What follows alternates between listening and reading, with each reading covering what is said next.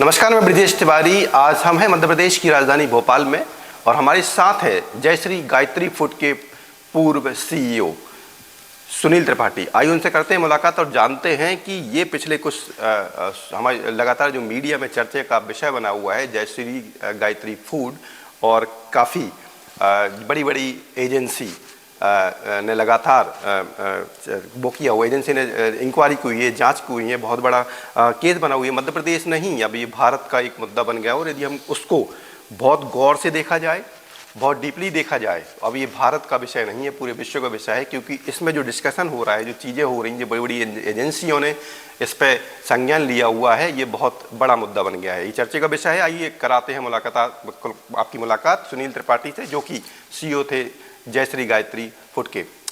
नमस्कार, आप हमारे चैनल में आपका स्वागत है। सर, मेरा नाम सुनील त्रिपाठी है और मैं डेयरी टेक्नोलॉजिस्ट हूँ।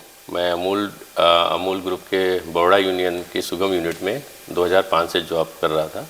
उसके बाद मैं ऐसे कंसल्टेंसी 2015-16 में मैंने जयश्री गायत्री फूड को दी। उससे उनको काफ़ी बेनिफिट हुआ और उन्होंने ऐसे जीएम ऑपरेशन मुझे जो है ज्वाइन कराया। तो जो बात हो रही है, मैं आपको बताना चाहूँगा कि 2017 से लेकर 2021 तक मैं ऐसे जीएम ऑपरेशन था।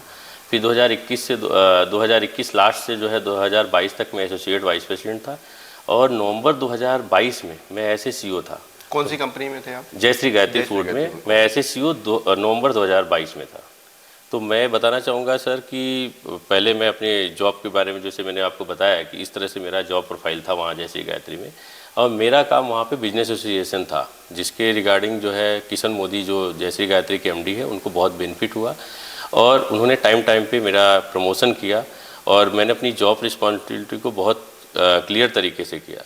अब उसमें ये होता था कि वहाँ पे जो डेयरी इंडस्ट्री के रिगार्डिंग जो वहाँ पे अभी इश्यूज़ आए हुए हैं, मेन इश्यूज़ आया हुआ है, बता रहे हैं, पायल मोदी द्वारा इल्ज़ाम लगाए जा रहे हैं कि किस तरह से जो है हमने जो है हम रिस्पॉन्सिबिलिटी उन्होंने सुसाइड नोट में लिखा। तो पहला क्वेश्चन मेरा आपसे यही है, हमारे सूत्र बता रहे हैं, लगातार मीडिया में चल रहा है कि हाल ही के कुछ दिन पहले किशन मोदी की वाइफ हैं जो पायल मोदी, उन्होंने एक ऐसा जहर टाइप का खाया जिसकी वजह से वो बंसल हॉस्पिटल में एडमिट हुई और एडमिट होने के बाद उनके पास से एक नोट मिला, जिसको बिफोर सुसाइड नोट बोला जाता है, वो मिला। उस नोट के बाद उनका एक वीडियो भी मीडिया में चला। वीडियो में उन्होंने कुछ लोगों के ऊपर संज्ञान आरोप लगाए, जिसमें आपका नाम आया है कि सुनील त्रिपाठी जी, इसमें इवन केंद्रीय मंत्री चिराग पासवान जी का नाम आया है, वेद प्रकाश पांडे जी जो कि उनकी पार्टी के प्रदेश अध्यक्ष हैं, चंद्र प्रकाश पांडे, वेद प्रकाश पांडे, भगवत सिंह राजपूत है, भगवान सिंह राजपूत है, ये मतलब प्रॉपर नाम आया, वो वीडियो में चल रहा है। इवन उन्होंने आपके ऊपर संज्ञान सीधा आरोप लगाया हुआ है कि उनकी वजह से हमने प्रेशर में, उनका ये सीधा कहना है कि आप चिराग पासवान जी का नाम लेके ये लोग उनका प्रेशर दे के हम लोग के ऊपर झूठी एफआईआर और एजेंसियां भेज रहे हैं। इसमें आपका क्या कहना है? सर, मैं तो एक छोटा सा एम्प्लॉई था वहाँ पे और मैंने अपने काम को सही तरीके से करने की कोशिश की और किया। जब मैंने उनके मिलावट का, उनकी चोरी का जो मैंने उनका विरोध किया तो कंपनी मुझे छोड़नी पड़ी अपनी जान बचाने के लिए। जो 2 जून 2023 में मैंने कंपनी छोड़ दी थी और उसके 3 महीने के बाद इन्होंने एफआईआर दर्ज की। मैं आपको बताना चाहूँगा कि उन्होंने जो ये मिलावट का खेल खेला था, जो मिलावटी काम कर रहे थे, मैंने सिर्फ उसका विरोध किया, जिसकी वजह से उन्होंने मुझे जान से मारने की धमकी दी और मुझे छोड़ना पड़ा। ये जब मैं कंपनी में था तो उस समय बहुत सारे छापे पड़े, स्टेट एफएसआई के छापे पड़े, सेंट्रल एफएसआई का छापा पड़ा, जीएसटी का छापा पड़ा, इनकम टैक्स का छापा पड़ा। इन छापों को मुझे झेलना पड़ता था और जब मैंने देखा उसमें एक एक करके, क्योंकि अगर आप सही हो तो ये एजेंसियों का छापा क्यों पड़ता उसमें। तो ये जो बोला जा रहा है, मैं छोटा आदमी, मेरी इतनी औकात नहीं है कि मैं जो है किसी को करके एक एम्प्लॉई मैं कैसे इतनी बड़ी एजेंसियों को छापा करा सकता हूँ। तो इस चीज़ को मैं निराधार बता रहा हूँ, क्योंकि मैं जो है मेरे पास इतनी कैपेबिलिटी नहीं। हाँ, उन्होंने जो गलत काम किए हुए हैं, गलत यानी उन्होंने जो मिलावटी का काम किया, जो चोरी की है, जीएसटी चोरी, इनकम टैक्स चोरी, इन्होंने जो सब्सिडी चोरी की है, तो उस सब चीज़ों की वजह से वो एविडेंस डॉक्यूमेंट ईडी को मिल रहे हैं या कंसर्न अथॉरिटी को मिल रहे हैं, जिसकी वजह से उनके ऊपर जाँच हो रही है। ये कुछ नाम से जो पायल मोदी ने बोला, किशन मोदी जो आपको अगेंस्ट में एफआईआर की गई, ये एक विवाद मुद्दा हो कि बड़ी बड़ी एजेंसी इन्वॉल्व हुई उसमें। लेकिन यदि देखा जाए तो मध्य प्रदेश ही नहीं, भारत के लोग हैं या फिर पूरे विश्व के लोग हैं जो उस प्रोडक्ट को यूज़ कर रहे हैं। हम बात कर रहे हैं पनीर की, हम बात कर रहे हैं घी की, हम बात कर रहे हैं वो सभी प्रोडक्ट जो कि जयश्री गायत्री फूड के द्वारा बनाए जा रहे थे और एक्सपोर्ट किए जा रहे थे इंडिया से बाहर। Yes sir. हम अपनी जनता को सुनना चाहते हैं, हमारे व्यूअर सुनना चाहते हैं कि एक्चुअली हकीकत क्या है, क्या मिलवाया जा रहा था उस प्रोडक्ट के में, टेक्निकल ऐसी कौन सी फॉल्ट थी जो कि एजेंसियाँ भी नहीं पकड़ पा रही थी। यदि इस बड़े लेवल पे ये विदेश में भेजा गया, फिर आपने बोला कि उनकी जांच हुई और जांच करने के बाद कुछ रिपोर्ट्स भी आई जिसको कई बार फर्जी करार दिया गया। Yes sir. जनता और हमारे व्यूअर जानना चाहते हैं कि वो एक्चुअल है क्या। मैं आपको बताना चाहूँगा, थोड़ा टेक्निकली इसमें एक्सप्लेन करना चाहूँगा कि किशन मोदी एक्चुअली मिलावट में बहुत एक्सपर्ट है। और वो क्या करते थे कि ऑयल यूज करते हैं, मिल्क फैट को रिप्लेस कर देते हैं ऑयल से, और उसके अंदर एक केमिकल इमल्सीफायर के नाम से बिल परचेज करते हैं जो उनके अकाउंट बुक में मिलेगा। इमल्सीफायर कंडेंस मिल्क के नाम से मिलेगा, और उस केमिकल को जो है ऑयल में डालने से उसके जो केमिकल पैरामीटर RMBR ये सारा जो है आपको मिल्क फैट के हिसाब से हो जाता है, तो नॉर्मल टेस्टिंग में नहीं आता है। मेरी कंपनी छोड़ने के बाद जो है जब सेंट्रल FSI ने छापा मारा, तमिलनाडु कोऑपरेटिव, आपको एक रिपोर्ट है जिसमें तमिलनाडु कोऑपरेटिव ने इनके यहाँ से सैंपल लिए थे, ये जो है सैंपल लिए थे और उसमें पाया कि एनिमल फैट पाया। उसके बाद जो है उन्होंने सेंट्रल FSI को लिखा, सेंट्रल FSI ने छापा मारा और छापे के दौरान जो है उनके भी सैंपल उठे जिसमें एनिमल फैट की पुष्टि हुई। इसके बेस पे जो है FSI ने लिखा है कि मैं आपको बताना चाहूँगा, FSI ने लिखा है 8 नंबर में कि the above conversation has serious impact on the mental health of the public with potential to cause harm to the social and religious sentiment due to the presence of animal sources ingredient in the vegetarian logo product, compromise the compulsory requirement of ensuring quality and safety of the food and set kind of business. Actually ये तेल की rate महंगे होने के बाद इतनी profit के लिए इनको इतनी पैसे की भूख थी कि इन्होंने जो चर्बी होता है चर्बी मिलाया, तो 50-60 रुपए। एनिमल जो फैट बोला जा रहा है वो चर्बी सर, चर्बी ये क्या होता है कि जो स्लॉटर हाउस है, नहीं तो ये चर्बी किस में मिलाई जा रही थी, कैसे चर्बी सर ये क्या करते थे, ऑयल की जगह पहले तो ऑयल मिलाते थे। ऑयल कौन सा होता है ये sir palm oil, refined oil, इनके अकाउंट में आप चेक करेंगे तो palm oil, refined oil, different oil के बिल मिलेंगे। तो ये जो पनीर के प्रोडक्ट बनाए जाते हैं, घी के जो भी प्रोडक्ट बन रहे हैं, हालांकि डेयरी के प्रोडक्ट जो एक्सपोर्ट भी हो रहे थे, क्या इंडिया में सेलिंग हो रही थी उसकी, सर विदेश में हो रही थी? सर इसकी विदेश में भी हो रही थी, इंडिया में भी हो रही थी। ठीक है, तो ये जो प्रोडक्ट बन रहे हैं ये तो दूध से बनते हैं, इसमें ये ऑयल और सर आप क्या इनका अकाउंट बुक देखेंगे तो जितनी प्रोडक्ट सेल हुई उसकी ट्रेसेबिलिटी होती है। अगर आप उसका दूध कैलकुलेशन करेंगे तो उतना दूध इन्होंने कभी अपने अकाउंट में खरीदा ही नहीं है। कितना दूध, कितना सर अगर इनके प्लांट के हिसाब से देखा जाए इनको 5 लाख लीटर दूध का पर डे की इनके अकाउंट में होना चाहिए। पर डे 5 लाख, क्योंकि इतना ये प्रोडक्ट सेल कर रहे हैं जिस टर्नओवर के हिसाब से जो दिखा रहे हैं। लेकिन अगर आप देखोगे तो अकाउंट में इतना मिलेगा ही नहीं आपको। इसकी जगह क्या मिलेगा आपको कि इन्होंने जो है ऑयल परचेज किए हुए। तो ये हम टन में बात करते हैं तो कितना एक्सपोर्ट हो रहा होगा जनरली? सर जनरली जो है साल का अगर पनीर की बात करते हैं, अगर पनीर की बात करें हम तो साल का पनीर कम से कम इनका 2000 टन पनीर एक्सपोर्ट हो रहा है। 2000 मीट्रिक टन पनीर एक्सपोर्ट हो रहा है। उसके बाद इनका अगर हम बात करते हैं बटर की बात करते हैं तो बटर भी इन्होंने 3-4 हज़ार टन बटर एक्सपोर्ट किया। तो आपका ये कहना है कि जो एक्सपोर्ट हुआ है पूरा बटर या पनीर, इसको बनाने में पाम ऑयल यूज हुआ, पाम ऑयल इसमें एनिमल फैट पाए गए, इसके एविडेंस है आपके पास ये रिपोर्ट्स है? ये FSI की जो रिपोर्ट है अब देखना चाहेंगे आप, देखिए जो ये तमिलनाडु कोऑपरेटिव ने कंप्लेन किया, उसके बाद इसकी जो समरी है आप देखेंगे, FSI का ऑर्डर है कि कैसे लोगों की रिलीजियस धर्म के साथ किया गया है। आप देखेंगे तिरुपति मंदिर में भी चर्बी का जो है एक मुद्दा बहुत ज़्यादा उठाया हुआ है, बना था जो जबकि वहाँ की जो है जब वहाँ पे इतना हुआ है तो ये तो इनके 24 सैंपल में इस तरह से निकले हैं। और इसको देखते हुए उन्होंने लिखा है कि इनके ऑर्डर को, इनके FSI के लाइसेंस को सस्पेंड कर दिया था 28 अक्टूबर 2023 की बात है, और मैंने 2 जून 2023 को कंपनी छोड़ दी। तो इनके पास मेरे छोड़ने के बाद इसमें इतनी बुरी तरह से मिलावट कर रहे थे, ये पैसे कितने भूखे थे कि इन्होंने किसी भी हद तक चले गए। और आप देखिए कि एक ये भी जांच का विषय है कि इतनी जल्दी इनका लाइसेंस कैसे रिन्यू हो गया। सुनील त्रिपाठी, आप समझ रहे हो आप क्या गंभीर आरोप लगा रहे हैं? मतलब लोगों का विश्वास उठ जाएगा इस पनीर पे और घी पे, जिस तरीके से आप बता रहे हैं कि उसमें एनिमल फैट्स की मिलावट पाई गई। FSI सर ये मैं नहीं बोल रहा हूँ, ये तो FSI की रिपोर्ट बोल रही है। ये वेजिटेबल फैट, एनिमल फैट सारा मिला रहे हैं और किस तरह का काला खेल खेल रहे हैं, ये जो रिपोर्ट बता रही है। सर अगर ये रिपोर्ट एक सिंपल फेल होता है तो ठीक है, 24 सिंपल इनके फेल हुए हैं। ये तो एक जांच का विषय है कि इनको कैसे, इनकी फैक्ट्री चल रही है। अगर इस तरह से मिलावट का खेल खेल रहे हैं, आप इनकी अकाउंट बुक देखेंगे, एविडेंस है, उस एविडेंस में मिलेंगे आपको वेजिटेबल फैट मिलेंगे, इमल्सीफायर केमिकल मिलेंगे, जो है मिला के जो इस तरह से स्लो पॉइजन है, वन टाइप का वो स्लो पॉइजन होता है। वो केमिकल बॉन्डिंग जो पैरामीटर चेंज कर देते हैं ऑयल के, उसको खाने से क्या होता है कि छोटी छोटी मात्रा में आज आपके शरीर में जा रहा है और स्लो पॉइजन, आपकी किडनी फेल हो जाएगी, आपको कैंसर हो जाएगा। ये एक बहुत गंभीर मुद्दा है।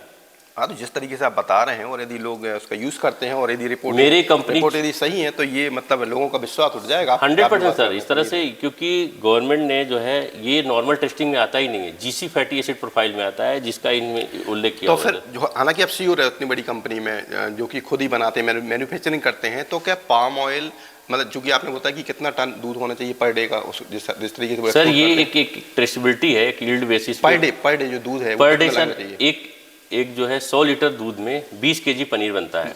नहीं, हम आपसे पूछ रहे हैं कितनी खपत, कितना दूध लगेगा जैसी गायत्री को 4 से 5 लाख लीटर दूध पर डे चाहिए था। तो क्या दूध यदि लेते हैं तो सस्ता पड़ता है या महंगा पड़ता है, इसलिए पाम ऑयल मिलाया जा रहा है? सर आप इनके देखेंगे ना तो 50,000 लीटर से ज़्यादा दूध उन्होंने अपने अकाउंट में खरीदा ही नहीं है, सारा ऑयल का किया है, सारा ऑयल। और मतलब ऑयल सस्ता होता है दूध से? जो सर मिल्क फैट 500 रुपये के जी होता है और ऑयल होता है 100-125 रुपये के जी।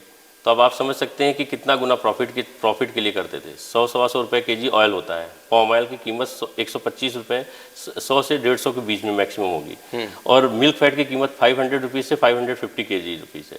मिल्क फैट की जगह इन्होंने ऑयल से रिप्लेसमेंट कर दिया, तो प्रॉफिट मार्जिन कैसे बढ़ जाता है? वो डिफरेंस आ रहा है इतने गुना, 4 to 5 टाइम्स का। इन्होंने मिल्क फैट की जगह वेजिटेबल फैट डाल दिया, वेजिटेबल फैट मिला दिया अपने प्रोडक्ट में, और उसके बाद जो प्रॉफिट इनकी बढ़ गई, उस प्रॉफिट को सेट करने के लिए क्या करते हैं, नकली बिल परचेज करते हैं। क्योंकि डेयरी में जो दूध परचेज करते हो या आप जो भी करते हो, आप सेल करते हो जो डेयरी प्रोडक्ट, बटर या जो भी, उसमें जीएसटी इनपुट आ जाता है, आपको गवर्नमेंट को देना होता है। उस जीएसटी को जो है चोरी करने के लिए क्या करते थे कि ये जो है बिल खरीद के, फर्जी बिल खरीद के, बोगस बिल खरीद के, इसकी वजह से इनके ऊपर स्टेट जीएसटी और सेंट्रल जीएसटी का छापा पड़ा है और फाइन भी लिया है। आप चेक करेंगे तो मिलेगा। आपका ये कहना है कि एजेंसियों के बारे में FSSAI की रिपोर्ट बता रही है मिलावट, फिर आप पहुंच रहे हैं स्टेट जीएसटी की ओर, स्टेट और सेंट्रल जीएसटी की ओर जा रहे हैं, मतलब इसमें पूरा मैनिपुलेशन हुआ है। मैं पूरा अब एक क्वेश्चन बनता है इसमें, हमारे सूत्र बता रहे हैं कि क्या रीजन था कि किशन मोदी ने, जो कि इस कंपनी के ओनर सीएमडी हैं, आपको अलग किया था? कुछ तो पर्पज हुआ? बस सर ये हुआ कि सर जब मैं ऐसे सीईओ ज्वाइन किया तो मेरे पास लीगल अथॉरिटी का मैं रिस्पॉन्सिबल हो गया। तो जब लीगल अथॉरिटी का रिस्पॉन्सिबल हो गया तो मैंने इसके पहले भी विरोध किए थे, लेकिन सीईओ बनने के बाद मैंने उसको भरसक प्रयास किए कि अगर इस या तो आप सही तरीके से काम करो या तो जो है मुझे सिस्टम छोड़ना पड़ेगा। इन्होंने मुझे ऑफिस में बुलाया, ऑफिस में बुला के जो है 2 जून को मेरे ऑफिस में बुलाया। इन्होंने ज़बरदस्ती प्लेन पेपर पे मेरे से लिखवाया कि आप जो है मेरे कंपनी में जो है आपका जो है आपने गड़बड़ी किया है, पैसे की हेरफेरी की। मेरे पास जबकि ट्रांजैक्शन सारा कंपनी के हिसाब से होते थे, तो मैंने बताया कि मेरे पास तो कोई इस तरह का ट्रांजैक्शन है ही नहीं, किसी तरह का मेरे कोई गड़बड़ी नहीं किया। तो इन्होंने जो है जो ये एक्चुअली इनके जब ये मिलावट का काम करते थे, मिलावट का करते हैं, जिसकी वजह से जब एक्सपोर्ट प्रोडक्ट, डेयरी प्रोडक्ट होता है तो जहाँ जहाँ से कंप्लेन आती थी ये इसको जो है क्या करते थे, ऑफर दे देते थे। इसका आप देखेंगे 2019 में इजिप्ट में इन्होंने करीब 40-50 करोड़ का कंसाइनमेंट भेजा था। जब वहाँ पे इस तरह की मिलावट का जो है कंप्लेन आया, जिसका मैं आपको एविडेंस दूंगा, तो इन्होंने क्या किया, $3 लाख का डिस्काउंट दे दिया उसको छिपाने के लिए। तो इनका काम यही था, जहाँ से मिलावट की कंप्लेन आती थी, आप दुबई देखेंगे, कुवैत देखेंगे, जहाँ जहाँ से मिलावट की कंप्लेन आई है, ये ऑफर दे के उसको दबा देते थे। हमारे सूत्र बताते हैं कि किशन मोदी ने आपको इसलिए फायर किया था क्योंकि कुछ स्कीम थी आपकी कि यदि आप एक प्रोडक्ट लेते हैं तो हम एक पे एक फ्री देंगे, जो कि दुबई डाइवर्ट हो रहा था। वो किशन मोदी के संज्ञान में नहीं था, बट आप लोग बिना उनके बताए, बिना परमिशन के वो कंसाइनमेंट जा रहा था। इसमें आपका सर इसमें मैं एक्सप्लेन करूंगा कि जब दुबई में कंप्लेन आई और उसने इनसे बात किया तो इन्होंने उसको ऑफर दे दिया। अब वो जो डॉक्यूमेंट है, एक्सपोर्ट एग्जीक्यूटिव बनाता है डॉक्यूमेंट, उसके बाद उसका पैसा कंपनी में आता है और उसकी जो डॉक्यूमेंट होती है, जब पेमेंट आने के बाद जो रियलाइजेशन होता है उसमें इनवाइस के साथ में साइन होता है किशन मोदी का। आप एक्सपोर्ट जब लगाते हो बैंक में तो रियलाइजेशन में साइन होता है, 1 2 3 4 कितने कंसाइनमेंट आए और इन्होंने साइन हुए हैं। तो क्या ये बैलेंस शीट में इनके साइन होते थे, इनके सीए द्वारा ऑडिट किए जाते थे, स्टॉक का ऑडिट होता है, सारा चीज़ होता था। तो बताइए चोरी कौन करेगा? ये बेबुनियाद और झूठा इल्ज़ाम है। एक्सपोर्ट में बताइए जो बाहर पैसा जा रहा है उसको हम क्या अपने अकाउंट में बुला सकते हैं? नहीं, ये पॉसिबल नहीं। इन्होंने वही चीज़ मेरे से लिखवाया कि आप लिखो कि आपने दुबई में ऑफ़र बिना बताए मुझे दिया। मैंने बताया कि सर इसमें तो आपके सबके साइन होते थे रियलाइजेशन जो बैंक में, और आपके बंदे का ऑथराइजेशन, मेरा तो कहीं साइन नहीं, ना मेरे पैसे कहीं किसी अकाउंट में आया हो। बोले नहीं तुम लिखो। इन्होंने पेन पेपर में लिखवा के और उसको नोटरी करा के मुझे मेल किया मेरे 2 जून पे छोड़ने के बाद। मैंने मेल में जो है मैंने इसका अपोज किया, वो मैं आपको डॉक्यूमेंट भी दे सकता हूँ कि जो मैंने बताया कि ये गलत है और मैं इसको खारिज कर रहा हूँ। और आपके अगेंस्ट में एक एफआईआर रखी हुई, आपके और साथी लोगों के भी उस एफआईआर में नाम है, उस एफआईआर के बेस पे आप अरेस्ट हुए और अंदर हुए। ये सर वो भी बारे कौन थे आपके साथ उसमें? सर उसमें मैं बताऊंगा कि जब दुबई वाले ने और कुवैत ने भी कंप्लेन किया हुआ है, जिसका एविडेंस डॉक्यूमेंट है, जिन्होंने ऑफ़र के लिए मेल में सीसी हैं, जो बोल रहे हैं मुझे नहीं पता है, इन्होंने इसको बोला है कि हाँ ठीक है, इन्होंने बोला और ऐसे सीओ मैंने उसको अप्रूव किया। जब मैंने अप्रूव किया तो इन्होंने क्या किया कि जब मैंने 2 जून को चला गया यहाँ से कंपनी छोड़ के चला गया, और 8-9 अगस्त को जो है दुबई के डिस्ट्रीब्यूटर ने जो है कंप्लेन किया डीएम और होम मिनिस्टर को, जिसमें इनका मिलावट के काले कच्चे को उजागर किया। तब इनको समझ में आया कि अब मुझे जो है इन सब के खिलाफ एक एफआईआर बनानी पड़ेगी, अदरवाइज़ इनका खेल बहुत जल्दी खुल जाएगा। इन्होंने जो है पैसे और ताकत के बल पे जो है, क्योंकि ये बोलते हैं जैसा बोलते हैं कि मेरे पास शासन प्रशासन मेरे बाएं हाथ की कुल्ली है, मैं इसको पैसे से खरीद सकता हूँ, ये हमेशा। किस किस का नाम था एफआईआर में? सर इस एफआईआर में इन्होंने एक प्रोडक्शन वाले बंदे वामिक सिद्दीकी का लिया, जो अप्रैल में ही नौकरी छोड़ दी थी जिसने। इन्होंने दुबई का डिस्ट्रीब्यूटर और कुवैत का डिस्ट्रीब्यूटर जिसने इनको पॉइंट आउट किया था, दुबई के डिस्ट्रीब्यूटर जिसने इनकी कंप्लेन की थी, वो क्या नाम? हितेश पंजाबी। कुवैत का डिस्ट्रीब्यूटर बलजीत शर्मा, जिसको जो है इन्होंने जिसने इनसे एडल्ट्रेशन के लिए इनको कंप्लेन की थी मेल पे, उसका नाम और मेरा नाम, क्योंकि इनको पता था कि ये सारी चीज़ अगर बाहर आ जाएंगी तो इनका काले कारनामों का खेल खुल जाएगा, और इसको दबाने के लिए उन्होंने जो है एफआईआर दर्ज की। एफआईआर दर्ज किया, आप देखेंगे पुलिस द्वारा जो है मुझे उठा लिया गया। मैं एंटीसिपेटिंग के लिए गया था जबलपुर हाई कोर्ट में, जहाँ से मुझे बाहर से पुलिस द्वारा उठाया गया। मैं आपको दिखाऊंगा कि जो है किस तरह से जो है, जब मैं थाने में था तो इन्होंने ये पावर के कितने हैं आप देखेंगे कि ये देखिए मेरे थाने की फ़ोटो जो है, ये खींच के सारे लोगों को, मेरे सारे कंसर्न लोगों को भेज के जो है धमका रहे थे कि तुम लोग जो है मेरे साथ जो है मिल जाओ, मेरे को पैसे दो। ये थाने की है कि जेल की है? थाने की है सर, ये थाने की। फोटो किसने ली है? ये किशन मोदी द्वारा फोटो ली गई और भेजा गया है सभी को। और आपको मैं एविडेंस ये भी दे रहा हूँ कि कैसे जो है। थाना कौन सा है? ये हबीबगंज थाना है सर, और इन्वेस्टिगेशन ऑफिसर मनोज यादव थे जो अभी सस्पेंड हो चुके हैं। थाने ने अलाउ कर दिया फोटो लेने की, आप बैठे हुए हैं सर? ये पावर वाले थे, वहाँ आके रोज बैठते थे, ये वहाँ पे बैठते थे और ये बोलते थे, वहीं गाली देते थे, धमकी देते थे कि तुम्हारी वाइफ को, तुम्हारे भतीजों को जो है हम फंसा देंगे। और इन्होंने मेरे भतीजे को भी फंसा दिया है, और इन्होंने मेरी वाइफ को भी जो है वो किया था, जो कि सेकंड चालान शीट में इंक्वायरी होने के बाद वो निकल गई है। मैं आपको देखिए ऑडियो सुनाता हूँ सर।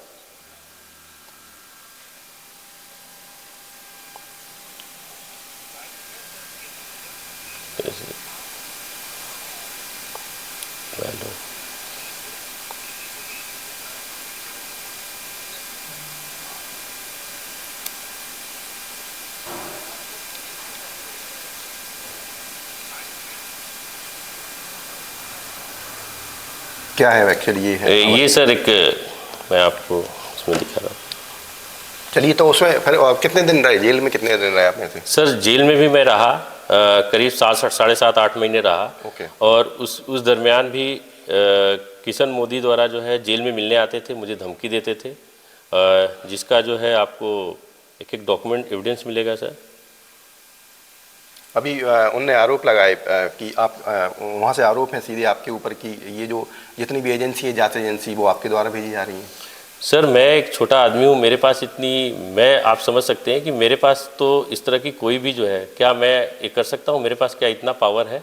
नहीं, पावर की हम बात करते हैं तो सबसे बड़े आरोप तो केंद्रीय मंत्री को इसमें का नाम आया, चिराग पासवान जी का, वेद प्रकाश पांडे का। सर देखिए, भाई मैं करके दूंगा पुलिस को, आप अपने वकील को एक को भेज दो, किसी को भी भोपाल में वकील कर दो, वो वकील आ जाएगा, आपकी तरफ से बयान लिखवा देगा, मैं आपको सरकारी गवाह बना करके बाहर निकाल दूंगा। ये बलजीत शर्मा है सर, कुवैत का। कर देता हूँ, अब वो जो चाहिए मुझसे कंफर्मेशन ले लो, आपको वकील को भेज दो, मुझसे बात कर ले। वकील को सब तरीका आता है कि कैसे बाहर करवाना है, वो बाहर करवा देगा, और वो आईओ से मिल लेगा, आईओ से मिल करके बाहर निकलवा देता हूँ। तो मैं एक काम करता हूँ, जो मेरा एक रिलेशन भी है और वकीली जो है प्रोफेसर, उसको बोलता हूँ आपसे बात कर लेगा, ठीक है? हाँ, आपसे बात कर ले और हाँ बता देना आप मुझे एक मेल डाल देना कि भाई पेमेंट सेटल होने पे मैं आपका FIR से नाम निकाल दूंगा, तो एक लिख देना तो एटलीस्ट मेरे पास। लेकिन सुनो, ये सब चीजें जब तक त्रिपाठी रिमांड पे है तब तक ही होगा। मतलब ये आपको अभी ये 3-4 दिन में करना पड़ेगा पेमेंट। क्यों?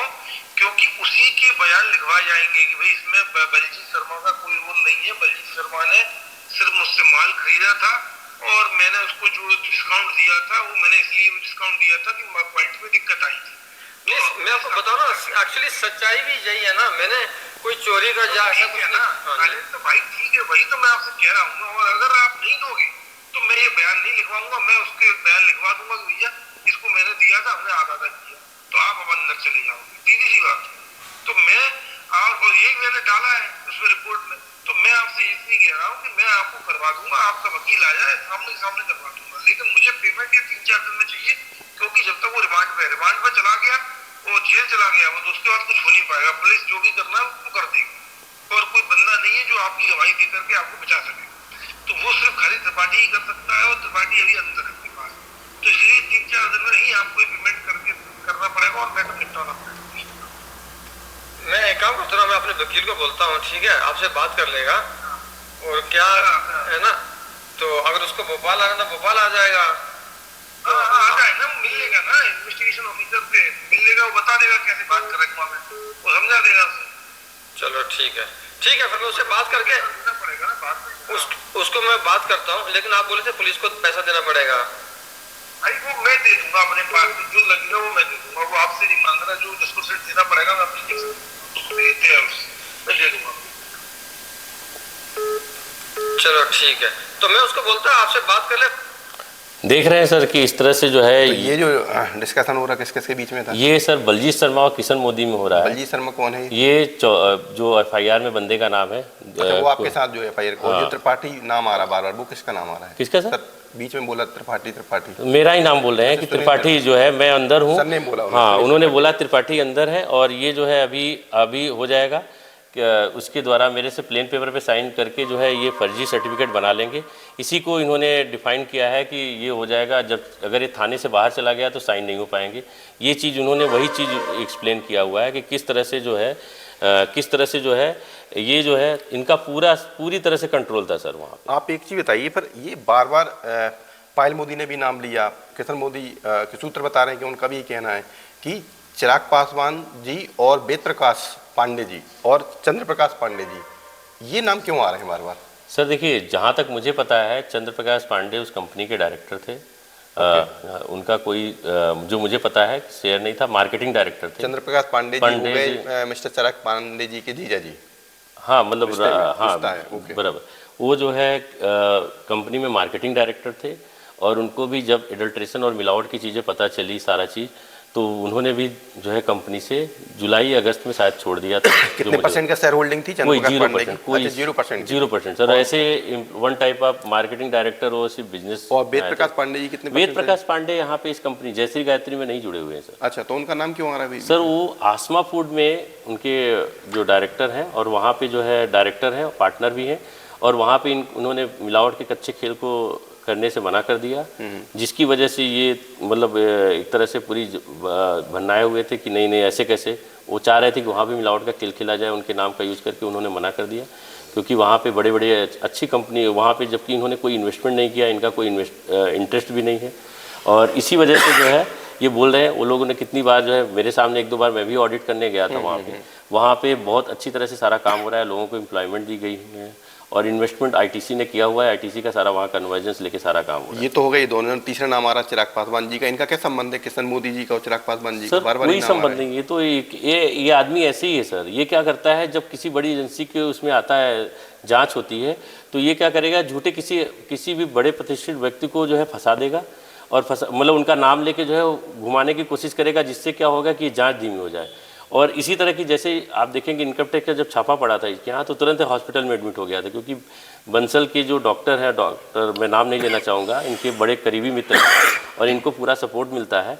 और तुरंत जो है इस तरह से आप देखेंगे तो ये हमेशा से इनको पता रहता है और ये यही चीज़ करते हैं कि कुछ न कुछ बीमारी का बहाना मार लेंगे, मेडिकल कर लेंगे, तुरंत किसी न किसी नेता का नाम ले लेंगे, कुछ न कुछ ऐसा करेंगे कि जिससे जांच एजेंसी धीमी हो जाए। क्योंकि ये जो है पहले तो जो है पैसे की ताकत ये रखते हैं कि पैसे की ताकत से मैं सबको, शासन प्रशासन सबको कंट्रोल कर लूँगा। ये वहाँ पे बोलते भी थे फैक्ट्री में।